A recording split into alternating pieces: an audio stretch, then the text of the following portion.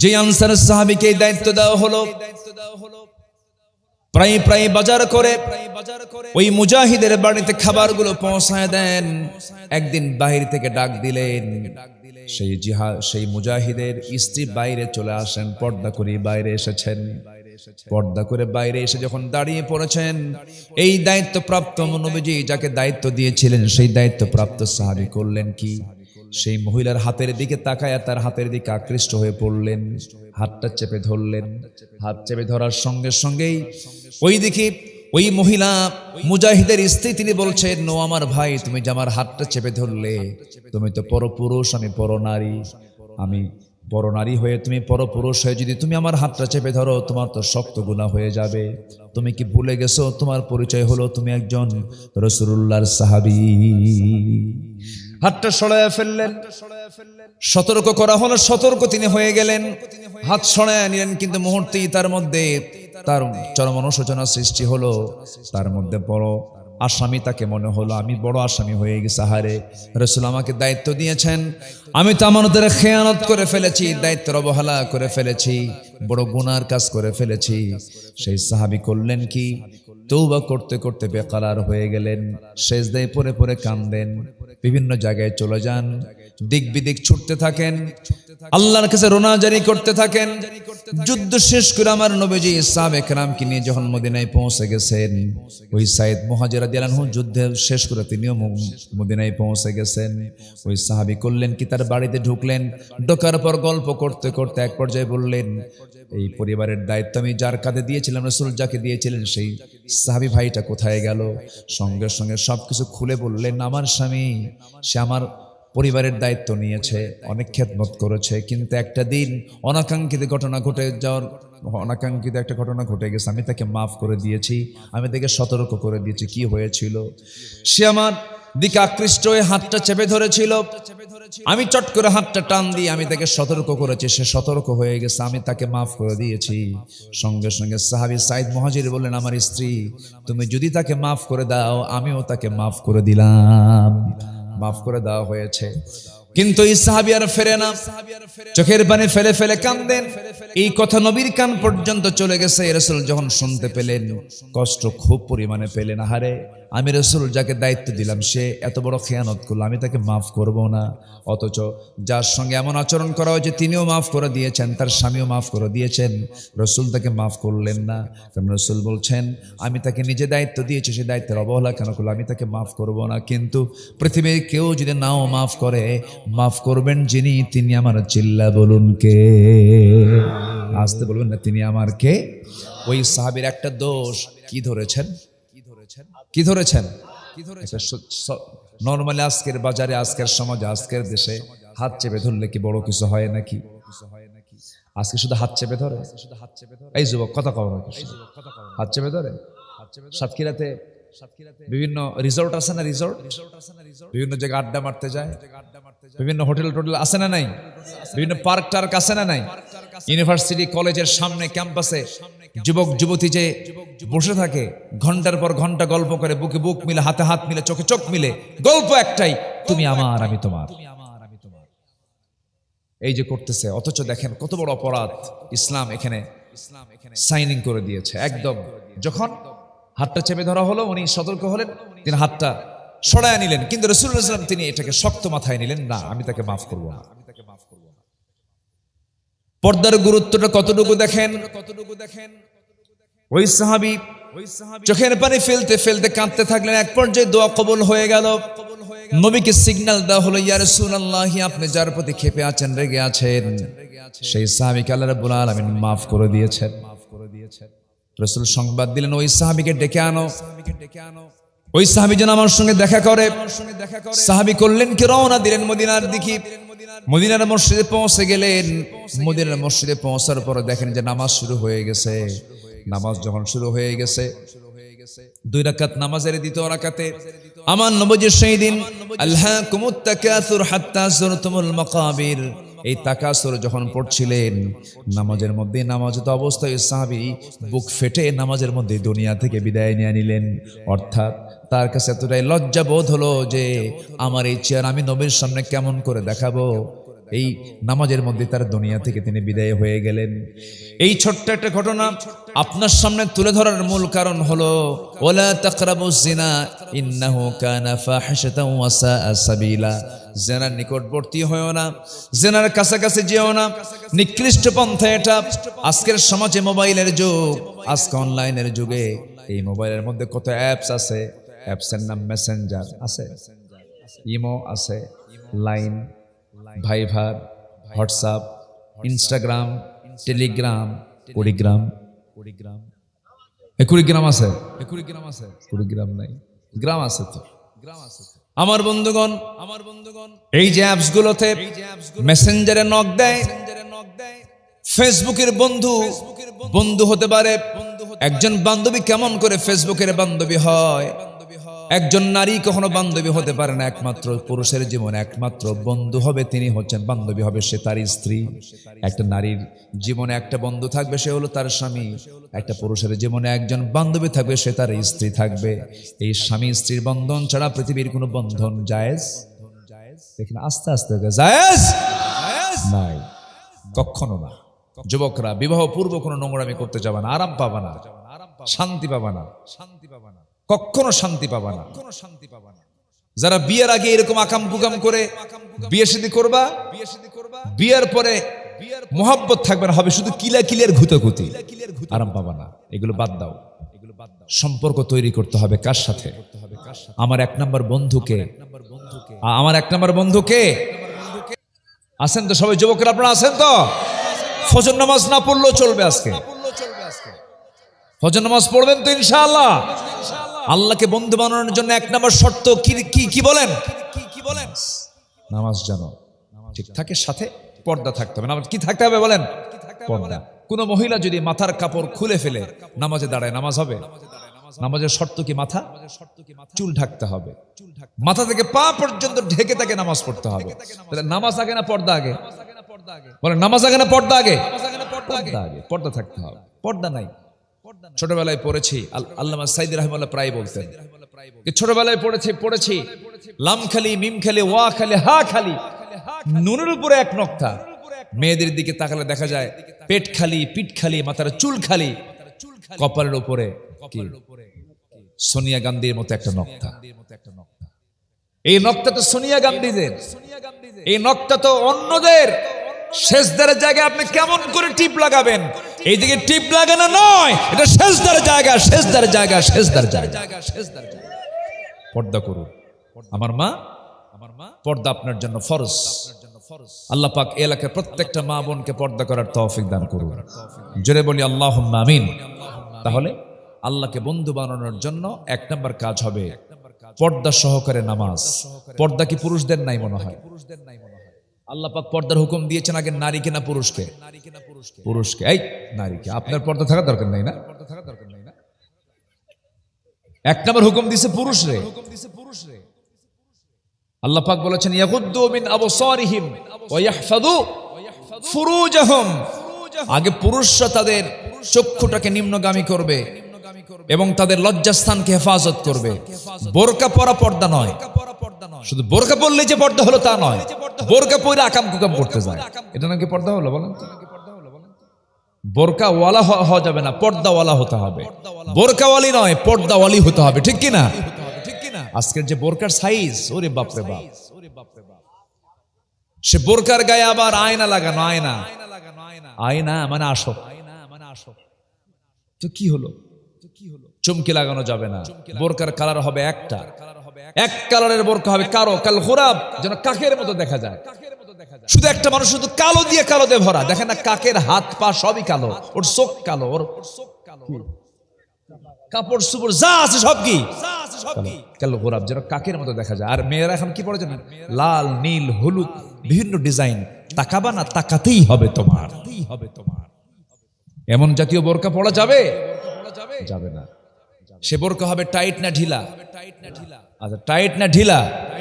ঢিলা হবে। ঢিলা বোরকা পড়তে হবে যেন একটা মানুষের মধ্যে আরেকটা মানুষ ঢোকা যায়, তার বডি স্ট্রাকচারটা যেন না ফুটে ওঠে, এমন জাতীয় পোশাক তাকে পড়তে হবে। পুরুষদেরও পর্দা আছে না নাই বলেন? পুরুষরা বোরকা পরবে না, কিন্তু তাদের সতর হচ্ছে নাভি থেকে হাঁটুর নিচ পর্যন্ত তার এটাকে ঢেকে রাখবে, কিন্তু আজকে সে সতরটাও নাই। যুবকরা প্যান্ট নতুন কিনে আনে বাজার থেকে, হাঁটু ফাটা প্যান্ট। কি ফাটা প্যান্ট? হাঁটু ফাটা, পাছা ফাটা, সব ফাটা, সব ফাটা। একজন বলতেছে, হুজুর কোম্পানি বানায় দিয়েছে, দোষ কি আমাদের? না, এই জাতীয় প্যান্ট পরা যাবে না। এই পৃথিবীর সকল সৃষ্টি সকলে কিন্তু আল্লাহকে মানে, আল্লাহর প্রশংসা করে। শুধু সমস্যা হচ্ছে আমরা মানুষ, আমাদের ভিতরে আমাদের শুকরিয়া আদায়ের ক্ষেত্রে কিছু কৃপণতা, ব্যর্থতা আছে না নাই বলেন তো? আছে। আল্লাহ সব দিয়েছেন, আল্লাহ বান্দার সকল চাহিদা পূরণ করেছেন, কিন্তু বান্দা আল্লাহকে ভুলে যায়। ইন্নাল ইনসানা লাকাফুর, নিঃসন্দেহে বান্দা অতিশয় অকৃতজ্ঞ। বান্দা আল্লাহকে মুহূর্তের মধ্যে ভুলে যায়। খুলিকাল ইনসানু হালুআ ওয়া ইযা মাসসাহু আশ-শাররু জাজুআ। মানুষ খারাপ কিছু আসলে পরে হতাশ হয়ে পড়ে, আবার ভালো কিছু পেলে পরে আল্লাহকে ভুলে যায়, ভুলে যেতে চায়। কিন্তু দিন শেষে আমার আপনার বন্ধু কিন্তু কেউ না। আমার আপনার বন্ধু যিনি, তিনি কে? একটু চিৎকার মেরে বলুন, তিনি কে? আল্লাহ তাআলা। যিনি আকাশের মালিক, যিনি জমিনের মালিক, যিনি বিশাল বড় সূর্যের মালিক, চন্দ্রের মালিক, এবং তার ইশারায় বৃষ্টি নাজিল হয়। আমি আজকে কল্পনাও করতে পারিনি আজকে এখানে মাহফিল হবে। সাতক্ষীরা পর্যন্ত ক্যাটস অ্যান্ড ডগস, মুষলধারে বৃষ্টি। আমি যশোর যখন পার হচ্ছিলাম, আমি গ্লাসে কিছু দেখতে পাচ্ছিলাম না, এত প্রচন্ড বৃষ্টি। নাভারণ হয়ে, শাসা ঝিকরগাছা হয়ে যখন আসতেছিলাম, প্রচুর বৃষ্টি ছিল। আমি কমিটিকে বললাম, ভাই মাহফিল কি হবে? হুজুর এখানে খুব সুন্দর পরিবেশ। তো ভাবলাম মনে হয় আমি যেতে যেতেই বৃষ্টি শুরু হবে। তো এমনটাই এসে দেখি কিছু আংশিক বৃষ্টি হয়েছে। সিচুয়েশন, আকাশ একটু তর্জন গর্জন চলছে। জ্যৈষ্ঠ মাস শেষ হয়ে যাচ্ছে, আষাঢ় শ্রাবণ কি মাস? বলেন বলেন বলেন। তো বর্ষা তো হবেই। বর্ষার সম্মুখে বর্ষা হবে না? এই সময় বর্ষা না হলে তো বেকায়দা, বর্ষা হতেই হবে। কারণ ধুলাই মলিন জমিনটাকে সিক্ত করে দিবেন পানি দিয়ে, সুন্দর করে বৃষ্টি নাজিল করে। তিনি কে? আল্লাহ তাআলা। তিনি জানেন এই জগৎ সংসার কেমন করে পরিচালনা করতে হয়। মনক্ষুণ্ণতার কোনো কারণ নেই। মাহফিল রহমত, বৃষ্টিও রহমত। যেরকম সুবহানাল্লাহ। তাহলে রহমত কয়টা হলো এখানে? দুইটা, কোনো টেনশন নাই, আমরা হতাশ হব না। এই বৃষ্টি আল্লাহ রাব্বুল আলামিন আসমান থেকে নাজিল করেন। এই আসমানে এই পানিগুলো থাকে। আচ্ছা বলুন তো, আকাশে যে বিমান ওড়ে, এই বিমানের সঙ্গে কি এই বৃষ্টি যেটা নাজিল হয় ধাক্কা খায়? খায় না। তো পানিগুলো কেমনে থাকে? জলীয় বাষ্প করে আল্লাহ তাআলা এটা আসমানে উঠায় নেন। আপনার আশেপাশের যত পানি আছে, সমস্ত পানিগুলো কি মিঠা না লবণ? মিঠা, লবণ পানি। কিন্তু আপনি কোনোদিন কিরকম পাইছেন যে আকাশের পানি যখন নাজিল হয় তখন কি লবণ? কি পানি? কিন্তু এই পানিটা, এই যে আপনার আশেপাশে যে পানিগুলো আছে, এখান থেকে তো তোলা হয়। এবং সমুদ্রের উৎস হচ্ছে কি? পানির উৎস হচ্ছে সমুদ্র, সাগর। আপনাদের এই সুন্দরবনের চতুর্পাশে যে সমুদ্রগুলো আছে, সাগরগুলো আছে, এগুলো সব পানি হচ্ছে লবণ পানি। এই লবণ পানি আল্লাহ রাব্বুল আলামিন আসমানে উঠান ঠিক, কিন্তু এর মধ্যে একটা ফিল্টার অবশ্যই আছে না নাই? ফিল্টার দেখছেন কেউ? দেখছেন কেউ? তা আল্লাহকে দেখবেন কেমন? অনেকে বলে যে আল্লাহকে দেখি না, আল্লাহকে বিশ্বাস করবো। বেটা তুই তো ফিল্টারই দেখিস না। আসমান থেকে আল্লাহ পালা পানি নাজিল করতেছেন, সমুদ্রের পানি তুললেন, সেই পানি তুলে হুবহু সেই পানি তো নাজিল করতে পারতেন, তা তো তুললেন না। সব পানির মধ্যে জীবাণু আছে, ক্ষতিকর কিছু দিক আছে, কিন্তু আকাশ থেকে নাজিল হওয়া পানির মধ্যে চুল পরিমাণ কোনো আর্সেনিক, কোনো দূষণ মুক্ত, কোনো জীবাণু কিচ্ছু নাই। সুবহানাল্লাহ বলা যাবে না? তাহলে এই পানিটা নাজিল করলেন যিনি, তিনি কি এটাকে ফিল্টার করেননি? ফিল্টার মেশিন কই? এই মনে হয় কোথাও এদিকে লাগানো আছে কিছু, নাকি আছে? বঙ্গোপসাগরে কোথাও লাগানো আছে? আল্লাহ রাব্বুল আলামিন বলেন, أأنتم تزرعونه أم نحن الزارعون مرج البحرين يلتقيان برزخ لا يبغيان সবাই বলুন فبأي آلاء ربكما تكذبان। আমার বন্ধুগণ, সমুদ্রের ভিতরে আল্লাহ রাব্বুল আলামিন দুটো দরিয়া দিয়েছেন, মিঠা পানি দিয়েছেন, আবার লবণ পানি দিয়েছেন। দুটা দুই লাইনে চলে কিন্তু এক হয় না। আবার সমুদ্রের পানিকে যখন তিনি আসমানে উঠান, সেই সময় তিনি এটাকে পানির চক্রের আকারে সুন্দর করে উঠায় নেন, এটাকে লবণ শূন্য করে দেন। লবণ ওয়ালা পানি যদি জমিনে নাজিল হয়, এই রকম সমস্ত ঘাস থাকবে নাকি? ঘাস থাকবে না, ঘাস জন্মাবে না, কোনো তরুলতা জন্মাবে না। আমার বন্ধুগণ, আল্লাহ রাব্বুল আলামিন আরেক জায়গায় বলছেন, বান্দারে, আমি যদি পানিগুলো তুলতে নিয়ে যদি লবণ পানি তুলতাম, ফালাউলা তাশকুরুন, তোমরা শুকর আদায় করতে পারতে না, তোমরা অখুশি হয়ে যেতে। আমি আল্লাহ রাব্বুল আলামিন ওই সমুদ্র থেকে পানিগুলো যখন আসমানের জলীয় বাষ্প আকারে, পানি চক্রের আকারে যখন তুলে নেই, ওই লবণ পানিকে ফিল্টারিং করে তোমরা দেখতে পাও না, আমি আল্লাহ রাব্বুল আলামিন ফ্রেশ করে তোমার জমিনে নাজিল করি। জোরে বলি সুবহানাল্লাহ। সম্মানিত ভাইয়েরা, সম্মানিত বন্ধুগণ, তিনি বৃষ্টি নাজিল করেন। বৃষ্টি নাজিলের পদ্ধতি যদি আমি মাঝে মাঝে আমি চিন্তা করি, যদি এমন না হয়ে, যদি এমন হতো যে পাইপ আকারে এলবো, টি, সকেট, এগুলোর মধ্য দিয়ে এইভাবে পাইপ সেটিং করে বঙ্গোপসাগর থেকে পঞ্চগড়ে পানি পাঠানো হবে। আচ্ছা বলুন তো, এই পাইপ দিয়ে যদি পানি সিস্টেম এরকম করে যদি নাও হতো, বলুন তো সাগর কি, বঙ্গোপসাগর এখানে থাকতো না, পঞ্চগড় চলে যেত? পঞ্চগড় চলে যেত। কি সুন্দর করে, ঝর্ণার মতো করে আল্লাহ পাক আসমান থেকে পানি নাজিল করছেন। একটু কি সুবহানাল্লাহ বলা যাবে না ভাই? জোরে বলেন সুবহানাল্লাহ। এমন ক্ষমতা কার? আসতে বলবেন, এমন ক্ষমতা কার? আল্লাহ। আমার আকাশ, আমার মাথার উপরে টনকে টন এই পানি, টনকে টন পানি, বিশাল পরিমাণ পানি, প্রতি সেকেন্ডে টনকে টন পানি আল্লাহ পাক আকাশে উঠায় নিচ্ছেন। এই পানি আবার সুন্দর করে যেখানে প্রয়োজন মেঘটাকে আল্লাহ পাক ভেঙ্গে দিচ্ছেন, সুন্দর করে বৃষ্টি নাজিল করছেন। আমি বিমানে চড়ে একদিন আসতেছিলাম, বিমানে উঠতেই দেখি, মনে হলো, প্রশ্ন হলো, এই যে বিশাল মেঘমালাগুলো, এর কি ওজন আছে নাকি? ওজন আছে কিনা আমি জানতাম। তো পরে একটু গবেষণা করে দেখলাম এবং কোরআন শরীফে একটু স্টাডি করে দেখি, আল্লাহ পাক ১৫০০ বছর আগে জানিয়ে দিয়েছেন প্রত্যেকটা মেঘমালার ওজন আছে, টনকে টন ওজন। আল্লাহ রাব্বুল আলামিন বলেন, হুয়াল্লাযী ইউরীকুমুল বারকা খাওফান ওয়া তামআন ওয়া ইউশিস সাহাবাস সিকাল।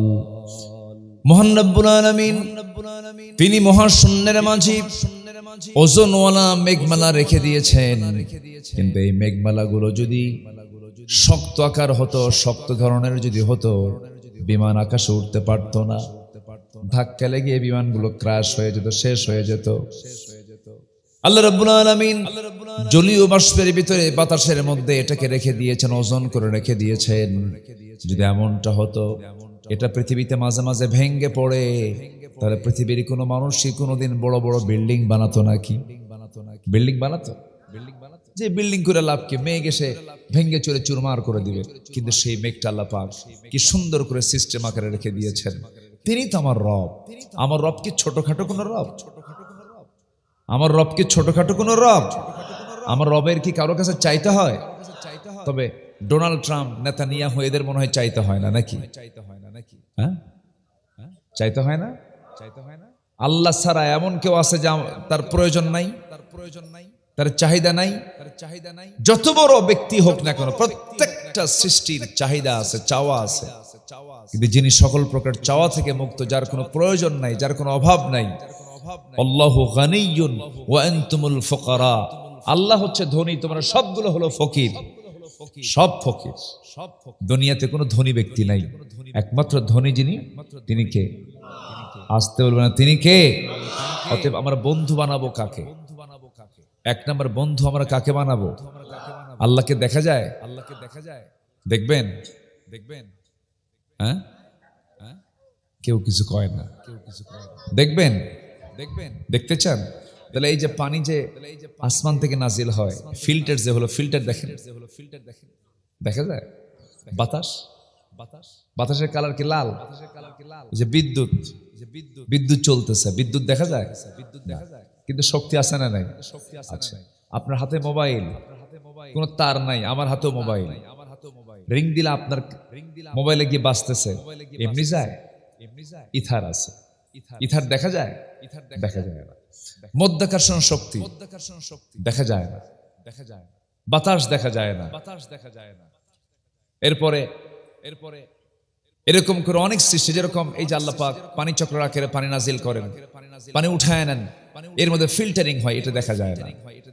তা আল্লাহর সৃষ্টি তো আমরা দেখতে পাই না, আমরা আল্লাহকে চর্মচক্ষু দিয়ে আল্লাহকে দেখতে পাবো না, তবে আল্লাহকে আমরা তৃপ্তি সহ দেখবো জান্নাতে। জোরে বলি ইনশাআল্লাহ। আমরা আল্লাহকে দেখবো কোথায়? জান্নাতে। দেখা যাবে না? দেখা যাবে। একজন নবী আল্লাহকে দেখতে চেয়েও দেখতে পাননি, সেই নবীর নাম কি বলুন? দেখতে চাইছিলেন, দেখা করতেও গেছেন, ব্যর্থ হয়েছেন, কারণ এই চর্মচক্ষু দিয়ে আল্লাহকে দেখার মতো সেই পাওয়ার আল্লাহ পাক এই দুনিয়ার চোখে দেননি। তবে জান্নাতের চোখ হবে পাওয়ারফুল, বান্দা আল্লাহকে দেখতে পারবে এমন চোখই আল্লাহ পাক জান্নাতের মধ্যে সেট করে দিবে। জোরে বলি সুবহানাল্লাহ। কিন্তু কোথায় পাওয়া যাবে আল্লাহকে দেখা যাবে? কোথায় বলেন? জান্নাতে। কিন্তু সেই জান্নাতে তো যেতে হবে আগে, না গেলে তো আমরা আল্লাহকে দেখতে পাবো না। কি শুরু হলো এটা বলেন তো?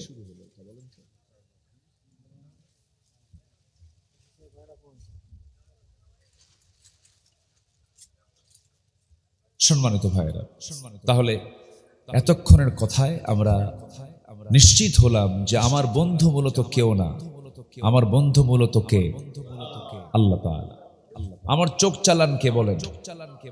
আমার চোখ চালান কে? আমার হাত চালান কে? আমার কিডনি চালান কে? আমার রক্ত চালান কে? সব আল্লাহই কিন্তু চালান। পৃথিবীর কেউ কিন্তু এগুলো চালায় না। আমার চরম অসহায় মুহূর্ত আল্লাহ পাক আমার দেখে। আমি আমার মার পেটের মধ্যে যখন ছিলাম, ছোট্ট একটা জায়গার ভিতরে, ফি কারারিম মাকিন, একটি সুরক্ষিত জায়গার ভিতরে, জায়গাটা খুবই ছোট জায়গা, সেই মার পেটের ভিতরে আমার হার্ট, আমার লাংস, আমার হাত, আমার পা, রক্ত গঠন, মাংস গঠন, হাড় গঠন, চেহারা গঠন সুন্দর করে প্রসেস করা। মনে হয় পৃথিবীর কোন নেতা মনে হয় ওগুলো ঠিকঠাক করে দিয়েছে, মনে হয় নাকি? কে করে দিয়েছেন? আল্লাহ করে দিয়েছে। আমার বন্ধু তো আল্লাহই হবে। আল্লাহ রাব্বুল আলামিন বলেন, আলাম নাজআল লাহু আইনাইনি ওয়া লিসানান ওয়া শাফাতাইনি ওয়া হাদাইনাহুন নাজদাইন। আমি কি তোমাকে টানা টানা দুইটা চক্ষু দেই নাই? সুন্দর ঠোঁট দিয়েছি, জিহ্বা দিয়েছি, এবং এটাকে লেবেল করে দিয়েছি। আল্লাযী খালাকাকা ফাসাওয়াকা ফাআদালাক ফি আইয়ি সূরাতিন মা শাআ রাক্কাবাক।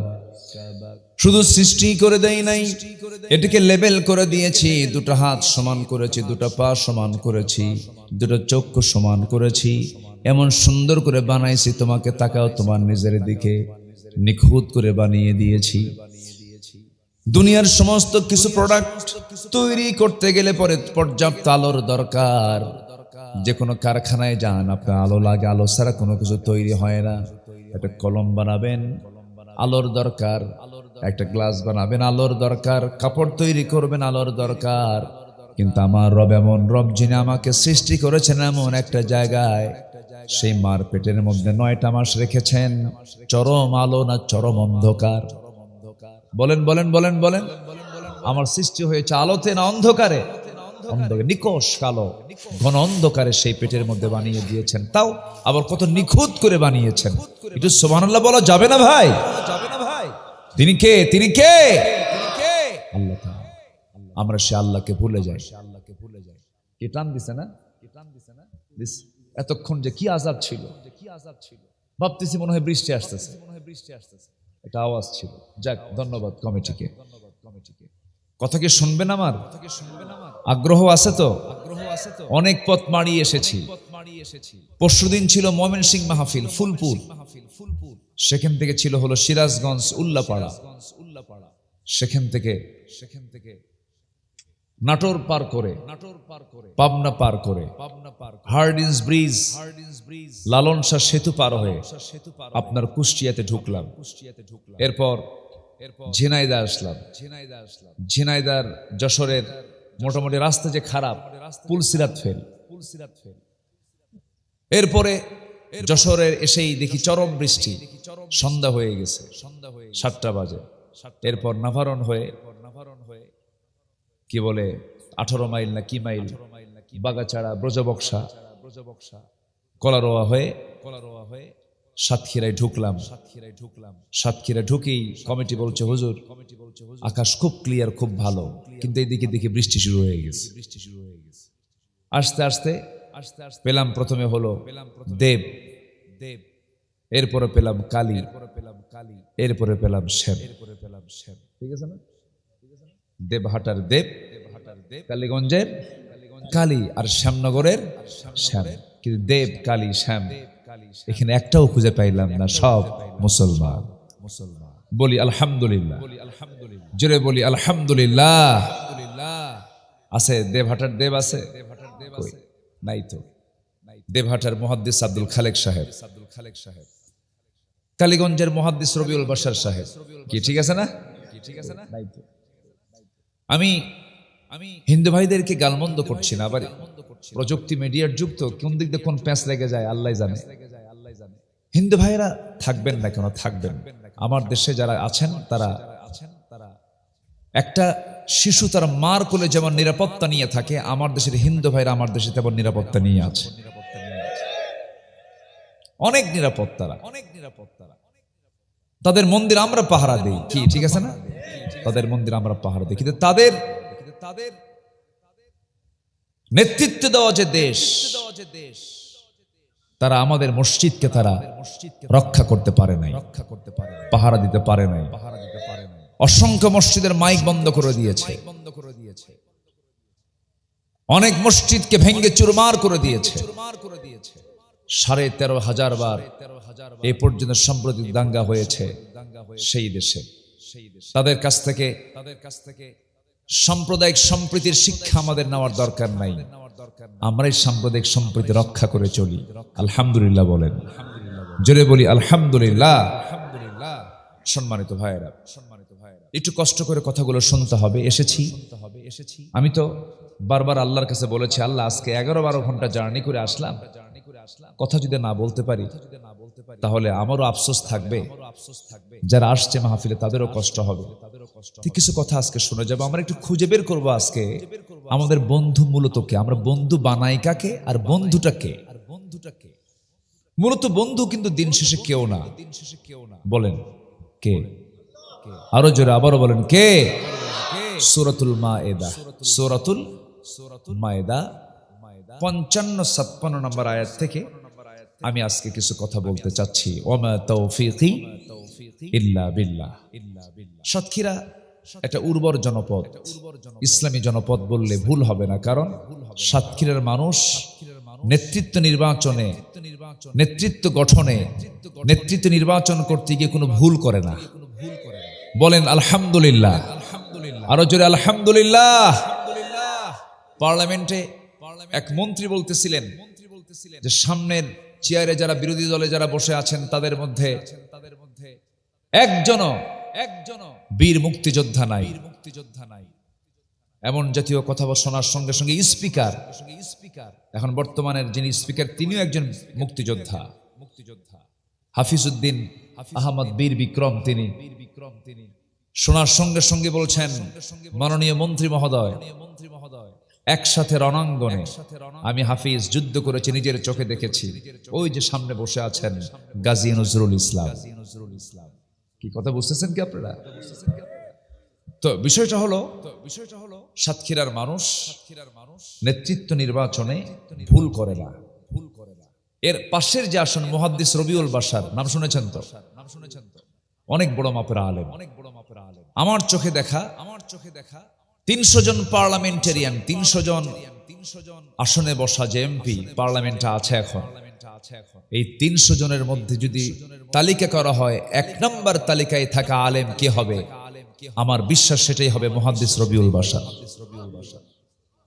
অনেক বড় মাপের তিনি আলেম। মানুষ কোরআনের হাফেজ হয়, উনি তো কোরআনের হাফেজ আবার হাদিসেরও হাফেজ। অনেক বড় মাপের তিনি আলেম। যাই হোক, আমি ওইদিকে যাচ্ছি না। আমার কথা কি বেজার হলেন নাকি আপনারা? রাগ করতেছেন নাকি আপনারা? আল্লাহ কবুল করুন, জোরে বলি আমিন। সম্মানিত ভাইরা, তাহলে আমার বন্ধু মূলত কেউ না, আমার বন্ধু মূলত 1 নাম্বার কে? বন্ধু ইমানদারদের জীবনে বন্ধু হবে 3 জন। কয়জন বলেন তো? 3 জন। এ পর্যন্ত আমরা জানলাম, শিখলাম আমাদের 1 নাম্বার বন্ধু, জোরে বলেন, আল্লাহ তাআলা।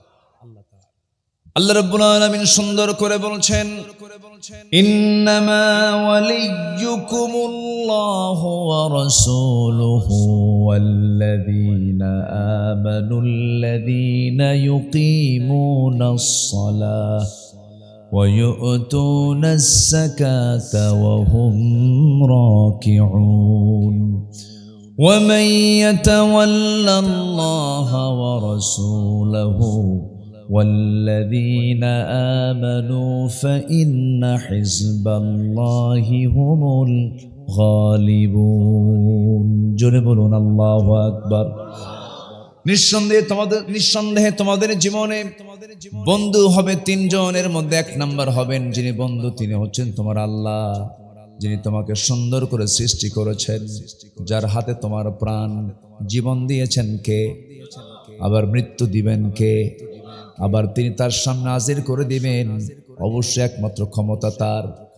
তিনি আমাকে সুন্দর করে প্রশ্ন করে বলছেন, কাইফা তাকফুরুনা বিল্লাহি ওয়া কুনতুম আমওয়াতান ফাআহইয়াকুম সুম্মা ইউমীতুকুম সুম্মা ইউহয়ীকুম সুম্মা ইলাইহি তুরজাউন।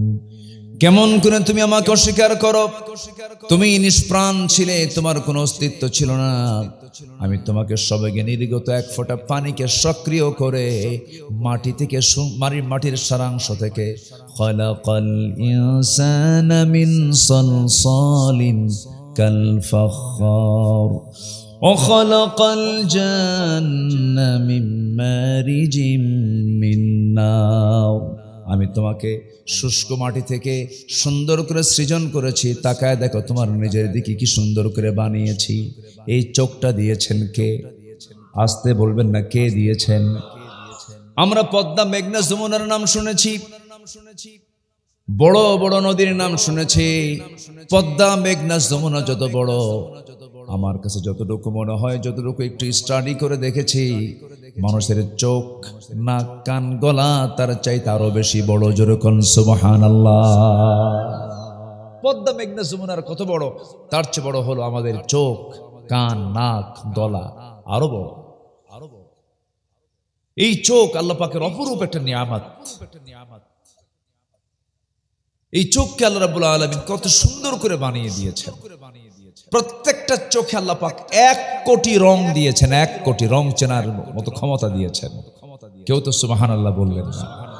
আল্লাহ তো এমনও করতে পারতেন কোন রং না দিয়ে 1 ধরনের রং দিয়ে দিতেন, কিন্তু চোখের রং কি একরকম? আস্তে একরকম? অসংখ্য আকার, অসংখ্য রং চেনার মতো ক্ষমতা আল্লাহ পাক একটা চোখে দিয়েছেন।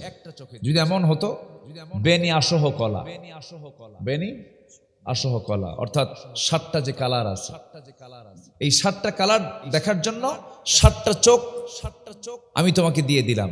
সাদাকে সাদা দেখবা, এক চোখ লাগাও। কালোকে কালো দেখবা, কালো এক চোখ লাগাও। লালকে লাল দেখবা, লাল একটা চোখ দেখাও, লাল একটা চোখ লাগাও। বলেন তো সুবিধা না অসুবিধা হতো? অসুবিধা। একটা চোখ, কোটি ধরনের কোটি কোটি রং আল্লাহ পাক এই চোখের মধ্যে ঢুকায় দিয়েছেন। যেরকম সুবহানাল্লাহ। আচ্ছা, আল্লাহ পাক আমাদের জন্য খাবার যে দিয়েছেন, সে খাবার কি একরকম না হাজার রকম? জিহ্বাক দিয়েছেন কয়টা? স্বাদ নেয় ওই হাজার রকমের খাবারের স্বাদ নেয় কয়টা অঙ্গ? একটা। তার নাম কি? জিহ্বা। ধরেন আমি আজকে খাইতে বসছিলাম, হুজুরদের তো একরকম দেয় না, হুজুররা কম খায় না, কিন্তু ভালোই খায়। অনেকে বলে যে হুজুররা কি করবে, ভাত পাবে না হুজুর। হুজুরা ভাত পাবে কখন? পোলা খাইতে কামসা। রিজিক নিয়ে যারা কথা বলে তারা বোকা। রিজিকের ফয়সালা কারো হাতে না। রিজিকের ফয়সালা কার হাতে? আসতে বলবেন না, কার হাতে? কে মাদ্রাসায় পড়ে লাভ কি? মাদ্রাসায় পড়ে তো ভাতই পাবে না। বলে এটা ভুল কথা, এটা ভুল উচ্চারণ। এটা অনেক ধনী মানুষও ভাত পায় না, আছে না? অনেক ধনী মানুষ এসি পায় না। যেরকম সালমান এফ রহমান, নাপা, নাপার মালিক। নাপা না চেনেন না? নাপা, নাপা কি? ট্যাবলেট, প্যারাসিটামল গ্রুপের একটা ওষুধের নাম হচ্ছে নাপা। অনেকে প্যারাসিটামল চেনে না, কিন্তু নাপা চেনে। এই নাপার মালিক সালমান এফ রহমান, সে কয়েকদিন আগে তাকে প্রিজন ভ্যান করে যখন কোর্টে যখন হাজির করা হচ্ছিল, সে হচ্ছে 1 নম্বর ধনী দেশের। গরমে অসহ্য হয়ে বলতেছে আমি তো মরে যাব। আমি এত টাকার মালিক, সে একটা ফ্যান পাচ্ছে না, তার রিজিকে নাই। এত টাকার মালিক, সে একটা ভালো বিছানা পাচ্ছে না, তার রিজিকে নাই। তাহলে থাকলেই, টাকা পয়সা থাকলেই কি ভোগ করা যায়? আজ থেকে ভোগ করা যায়? আচ্ছা বলুন তো, শহরের লোক বেশি খায় না গ্রামের লোক বেশি খায়? হ্যাঁ, সত্যি তাই? শহরের লোক খাবে কখন? ওরা টাকা দেখে। আর আল্লাহ পাক শহরের লোককে টাকা দেখার দায়িত্ব, তুই টাকা দেখ, আর গ্রামের লোককে আমি খাবার খাওয়াই দিই, যা। যেরকম সুবহানাল্লাহ। বিশাল কোম্পানির মালিক, হাজার হাজার কোটি টাকার মালিক, খাইতে বসছে। ডাক্তার তাকে চার্ট দিয়ে দিয়েছে, খেতে পারে না। 1 কেজি আঙ্গুরের একদম ঝোপা তার সামনে ঝুলায় রেখেছে। 1 কেজি আঙ্গুর, 1 কেজি আপেল খেতে নেই। বড় টসটসা আঙ্গুর খেতে নেই। এখন তার পিএস বলতেছে, স্যার অসম্ভব, পুরোপুরি একটা আঙ্গুর কিন্তু খাওয়া যাবে না, ইনসুলিন নিতে হবে আপনার কাম সারা। একটা আঙ্গুরের 4 ভাগের 1 ভাগ খায়, আর বাকি আঙ্গুরের দিকে এতিমের মতো চায় থাকে। আল্লাহ আমার কপালে নাই। কি কথা কি বুঝতেছেন আপনি? এই হচ্ছে শহরের রিজিক।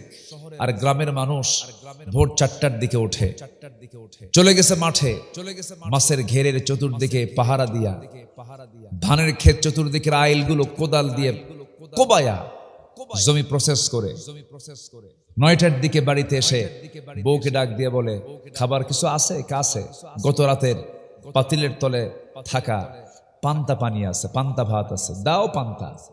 1 কেজি চালের পান্তা বসছে সেই এর মধ্যে, পাতিলের মধ্যেই। কারণ এই ফাঁকিবাজি প্লেট দিয়ে কাম হবে না। এখনকার প্লেট কি? ডাল খাওয়া যায়? পাতলা ডাল, টক ডাল খাওয়া যায়? খাওয়া যায় না। প্লেটগুলো ফাঁকি, গ্লাসগুলো ছোট ছোট, মানে কম খাও বেশি খাও না, এরকম একটা ভাবসাব। তো বসে গেছে ডিশের ভিতরে অথবা পাতিলের মধ্যে, গোগ্রাসে গরুর মতো গ্রাস দিয়ে এত বড় বড় গ্রাস মেরে দিচ্ছে। 1 কেজি পান্তার ভিতরে লবণ দিয়া, পেঁয়াজ দিয়া, কাঁচা মরিচ দিয়া, লঙ্কা দিয়া, ক্ষুধা পেট তৃপ্তি ভরে 1 কেজি চালের ভাত পান্তা খাওয়ার পরে বলে, আরো কিছু আছে কি? এই রিজিক কে দিয়েছেন? আসতে বলবেন না, কে দিয়েছেন? কে দিয়েছেন? আল্লাহ দিয়েছেন। অতএব রিজিক নিয়ে যারা কথা বলে তাদের ইমানের সমস্যা। কিসের সমস্যা বলেন? ইমানের সমস্যা। পৃথিবীর কেউ না খেয়ে থাকে না, রিজিক আলাদা জিনিস, টাকা থাকলেই সে বরকতময় হতে পারে না। বরকত দেওয়ার মালিক কে? আসতে বলুন, বরকত দেওয়ার মালিক কে? আল্লাহ তাআলা। এই চোখ কত বড় নিয়ামত দেখেন। চোখের মধ্যে কিন্তু পানি আছে, পানি নাই? চোখের মধ্যে পানি আছে। এই পানি কিন্তু মিঠা পানি নয়, এই পানি হলো লবণ পানি। এই লবণ পানি কেন দিয়েছেন? যেদিন সন্তান মার পেট থেকে দুনিয়াতে এসেছে, সেই দিনই শিশু দুনিয়াতে এসে প্রথম আওয়াজটা দিয়েছে হাসি না কান্না? হ্যাঁ? আর যে কান্দে তার চোখে পানি আসে না নাই? আছে। তাহলে প্রথম চোখের পানি বের হয়েছে লবণ পানি। প্রথম আওয়াজ বের হয়েছে হাসি নয়, সেটা হলো কান্না। কারণ এই দুনিয়াতে ইমানদার মূলত কান্নাকাটি করার জন্য আসছে। এই দুনিয়া হাসার কোনো জায়গা নয়, খেলতামাশার জায়গা নয়, এই দুনিয়া আড্ডাবাজের জায়গা নয়, এই দুনিয়া মন যা চায় তা করার জায়গা নয়। এই দুনিয়াতে আসার মূল লক্ষ্য হলো সকল দাসত্বকে মাইনাস করে, সকল হুকুমকে মাইনাস করে সমস্ত হুকুম মানতে হবে একমাত্র কেবলমাত্র কার? কার কার কার? আল্লাহ পাকের। আব্বা, এই যে আব্বা, এই যে আব্বা, বাবা বাবা কই যায়? কই যায়? চলে যাচ্ছ? চলে যাচ্ছ? ও সামনে বসলো, সামনে বসলো। বসেন। আমার কথায় মনে হয় বিরক্ত হচ্ছেন আপনারা। কারো কোনো সমস্যা নাই তো? সবাই তো আমাকে চিনেনি তো? আলোচনা কে না দেখেন, সবাই তো চিনেন, সবাই তো জানেন। এই সাতক্ষীরাতে আমি প্রচুর এসেছি, মাঝখানে আসতে দেয় নাই ফেরেশতারা, আসতে দেয় নাই, খুব ডিস্টার্ব করেছে। কিন্তু ফেরেশতা একটাও নাই, ফেরেশতাও দেখা যায় না, এদেরকে এখন দেখা যায় না। এটার যে মূল লিডার উনি এখন দিল্লিতে বসে জিকির আজগারে খুব ব্যস্ত আছে। খুব ডিস্টার্ব করেছে তারা, অনেক ডিস্টার্ব করেছে, অনেক সমস্যা করেছে। জুলুম করলে ঠিকানা কি হয় এটা তো আমরা ইতিহাস পড়লাম না দেখলাম? বলেন, ইতিহাস দেখলাম না পড়লাম? দেখলাম। ফেরাউনকে পানিতে চুবায়া মেরেছেন, নমরুদকে ন্যাংরা মশাদে বিদায় করেছেন, আর আমার দেশের লেডিস ফেরাউনকে 45 মিনিটে দেশ থেকে উধাও করে দিল্লিতে পাঠায় দিয়েছেন, যাও তোমার প্রিয় দেশে তুমি চলে যাও। রাগ করা যাবে না, এগুলো ভিতরে অনেক অনেক অনেক মানে কি বলবো দুঃখ। ওইদিকে যাব না, ওইদিকে গিয়ে আর বলবো কি? নাই তো দেশে, থাকলে বলা যেত। আছে দেশে, আছে। আমরা একটু ঠিকঠাক হই, আমরা একটু ভালো হই, আমরা চাঁদাবাজি না করি, আমরা সন্ত্রাসী না করি। এগুলো যদি আবার দেখি তাহলে তো আবার ওই সমস্ত জালেমগুলো আবার ঘুরে দাঁড়াবে, আবার তারা চলে আসবে। ঠিক কিনা বলেন? আল্লাহ বলছেন ইল্লা তানফিরু ইউআযিবুকুম আযাবান আলীমান ওয়া ইস্তাবদিল কওমান গায়রাকুম ওয়া লা তাদুররুহু শাইআ। আমরা সচেতন হই, আমরা না পালাই, আমরা আমাদের কদমকে মজবুত করে পৃথিবীর সমস্ত তৈরি করা আইনকে বঙ্গোপসাগরে নিক্ষেপ করে, সমস্ত পৃথিবীর তৈরি করা তন্ত্র মন্ত্রকে সবগুলোকে, পচা বস্তাগুলোকে উৎখাত করে, সমস্ত আইনকে পরাজিত করে আল্লাহর আইনকে আল্লাহর জমিনে কায়েমের জন্য আমরা চেষ্টা করি। আল্লাহ তাআলা সেই তৌফিক সবাইকে দান করুন। নচেত কোনোদিন রামিসার মতো মেয়েদের দুঃখ যাবে না, তনুর মতো মেয়েদের দুঃখ যাবে না। দুঃখ লাগে, ধর্ষিতা ধর্ষণ হয়ে কবরবাসী হয়ে যায়, আর ধর্ষক পৃথিবীর বুকে বেঁচেই থাকে। এই দৃশ্য আমরা দেখতে চাই না। যদি আজকে যদি আমার দেশে কোরআনের আইন যদি আজ্জানি আছে না, কি বলে, হ্যাঁ একটা আয়াত আছে, মিয়াতে জালদা তো আছেই, হ্যাঁ ঠিক আছে। জেনার যে শাস্তি সেটা হচ্ছে, যদি কোনো বিবাহিত পুরুষ এবং বিবাহিতা নারী তারা যদি জেনায় লিপ্ত হয়ে যায়, ফারজুমুহুমা নাকালাম মিনাল্লাহ, তাদেরকে পাথর মেরে দুনিয়া থেকে বিদায় করে দাও। একটা জেনাকারের শাস্তি যদি সাতক্ষীরার 0 পয়েন্ট, যশোরের চাষরামোর, ঢাকার গুলিস্তানে, রংপুরের মডার্নে, চট্টগ্রামের টাইগার পাসে এরকম করে যদি টার্নিং পয়েন্টে যদি এক একটা ধর্ষকের শাস্তি যদি লক্ষ লক্ষ মানুষের সামনে যদি বাস্তবায়ন করা হতো, পরের দিন কোন যুবক কোন নারীর দিকে তাকানোর দুঃসাহস পর্যন্ত করতে পারতো না। কিন্তু আমরা এগুলো বলতে গেলেই বলে এগুলো মধ্যযুগীয় আইন, মধ্যযুগীয় আইন বলে ইসলামী আইনকে যারা কটাক্ষ করছেন তাদের ঈমান আছে না চলে গেছে? চলে গেছে। শ্রেষ্ঠ আইন কার? আসতে বলবেন না, শ্রেষ্ঠ আইন কার? একমাত্র শ্রেষ্ঠ আইন কার হতে পারে? আল্লাহর হতে পারে।